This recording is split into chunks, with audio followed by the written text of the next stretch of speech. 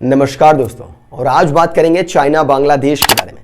देखिए, हमारा पड़ोसी देश चाइना बांग्लादेश के अंदर भर भर के इन्वेस्टमेंट कर रहा है। जहां बांग्लादेश के ब्रिजेस में लगभग 70% इन्वेस्टमेंट चाइना ने कर दिया है। बांग्लादेश के पोर्ट्स में 700 करोड़ का इन्वेस्टमेंट चाइना कर चुका है। बांग्लादेश के डिफेंस के अंदर, बांग्लादेश के इंफ्रास्ट्रक्चर के अंदर, यहां तक कि बांग्लादेश के इंफॉर्मेशन एंड कम्युनिकेशन टेक्नोलॉजी में भी चाइना ने बहुत बड़ा इन्वेस्टमेंट किया हुआ है। तो यहां से सबसे बड़ा सवाल यही आया कि चाइना बांग्लादेश के अंदर इतना बड़ा इन्वेस्टमेंट क्यों कर रहा है। तो देखिए, इस सवाल के जवाब को समझते हैं बांग्लादेश के पॉइंट ऑफ व्यू से। देखिए, बांग्लादेश की इकोनॉमी है $416 बिलियन की, जिसका मेजर कंट्रीब्यूटर है यहां की वर्ल्ड फेमस टेक्सटाइल इंडस्ट्री। जिस टेक्सटाइल इंडस्ट्री का रॉ मटेरियल सप्लाई होता है रशिया यूक्रेन के रास्ते से, क्योंकि रशिया यूक्रेन के बीच में वॉर शुरू हो गई, तो इस टेक्सटाइल इंडस्ट्री का जो रॉ मटेरियल था वो टाइम से सप्लाई हो नहीं पाया और बांग्लादेश की टेक्सटाइल इंडस्ट्री का प्रोडक्शन नहीं हो पाया। जब प्रोडक्शन नहीं हो पाया तो यहां से एक्सपोर्ट नहीं हुआ और डिमांड पूरी नहीं हुई, जिसकी वजह से टेक्सटाइल इंडस्ट्री का बिजनेस धीरे धीरे कम हो गया।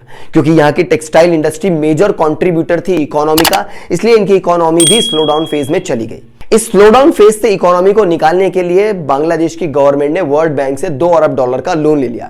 फिर इकोनॉमी को धीरे धीरे सेटल करते हुए इन्होंने IMF यानी कि इंटरनेशनल मॉनेटरी फंड से भी तकरीबन $6 बिलियन का लोन लेकर के अपनी इकोनॉमी प्रॉब्लम और फाइनेंशियल क्राइसिस को सेटल कर ही रहे थे।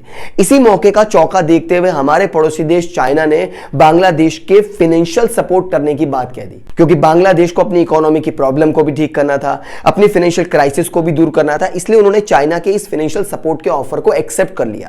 और जिस तरह से चाइना ने पाकिस्तान को अपनी डेट ट्रैप पॉलिसी में फंसाया, जिस तरह से चाइना ने श्रीलंका को अपनी डेट ट्रैप पॉलिसी में फंसाया, ठीक वैसे ही चाइना ने फाइनेंशियल सपोर्ट करते हुए बांग्लादेश को भी अपनी डेट ट्रैप पॉलिसी में फंसा लिया। लेकिन पाकिस्तान की इकोनॉमी प्रॉब्लम को देखते हुए और श्रीलंका की इकोनॉमी की प्रॉब्लम को देखते हुए बांग्लादेश के प्रधानमंत्री शेख हसीना ने चाइना की किसी भी पॉलिसी पे, चाइना के किसी भी प्लान पे बिना सोचे समझे विचार करे हुए बांग्लादेश में इंप्लीमेंट होने नहीं दिया।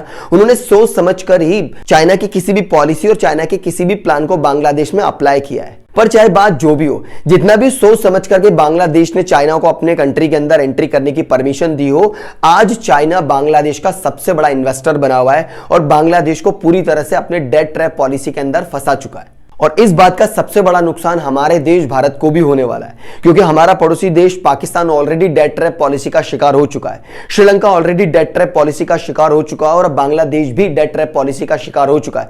यानी कि हमारे आसपास के जितने भी देश हैं वो ऑलमोस्ट चाइना की डेट ट्रैप पॉलिसी में चल रहे हैं, जिसकी वजह से चाइना ने हर एक कंट्री के अंदर वहां के पोर्ट्स को भी अपने अंडर में कर लिया है। यानी कि एक्सपोर्ट इंपोर्ट के सारे रास्ते चाइना ने अपने अंडर में कर लिए हैं। और इस बात से यही अंदाजा लगाया जा सकता है कि फ्यूचर में शायद चाइना भारत को डायरेक्टली और इनडायरेक्टली फोर्स कर सकता है अपनी किसी भी पॉलिसी, अपने किसी प्लान या अपनी किसी बात को मनवाने के लिए। एज ए व्यूअर आपको क्या लगता है, कमेंट करके मुझे अपनी राय जरूर बताइएगा।